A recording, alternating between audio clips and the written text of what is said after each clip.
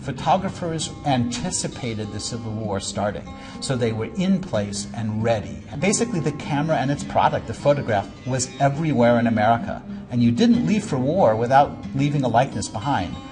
These guys got to put on their uniforms. It was the first time that they were maybe leaving home ever. It was the first time they were saying goodbye to their families. It was the first time that they were doing something larger than their own enterprise. And I think those moments, we've always, since photography was born, we've wanted to record.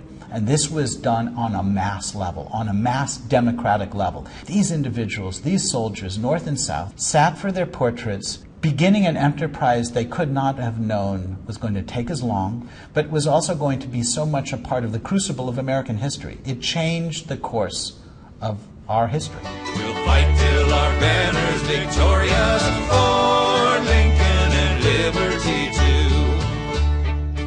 What's interesting about Lincoln is that he really understood photography. It had helped him gain the presidency.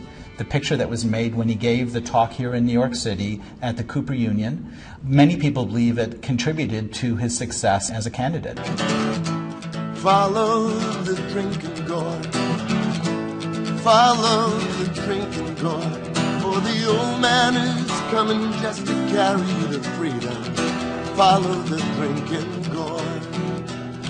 The invisibility of African American experience in America up until the Civil War is characteristic. And what happens during the Civil War, their story is the story of slavery, and the abolition of slavery is the critical issue of the Civil War.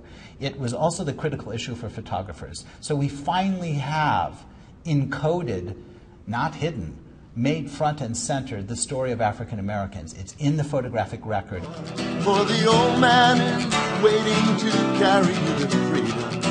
Follow the drinking gourd.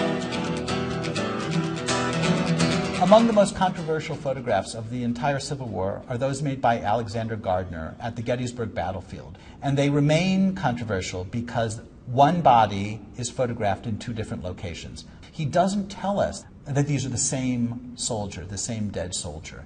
And what he suggests is that they're different. We don't know exactly what happened, but this issue of truth and meaning in the Civil War questions the role that the camera plays in society. It's one we're very interested in today.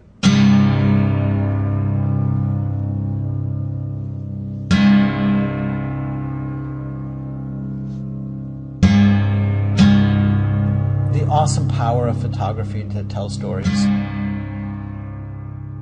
The awesome reality that is depicted, the poignancy of the portraits, the impressiveness of the landscape and the commitment. I hope that that's what people take away. We live in a time of near constant war, and I think it's a useful thing to look at this moment in American history because it tells us who we are today, but also to give us pause to think about what we ask of the role of the camera in society today.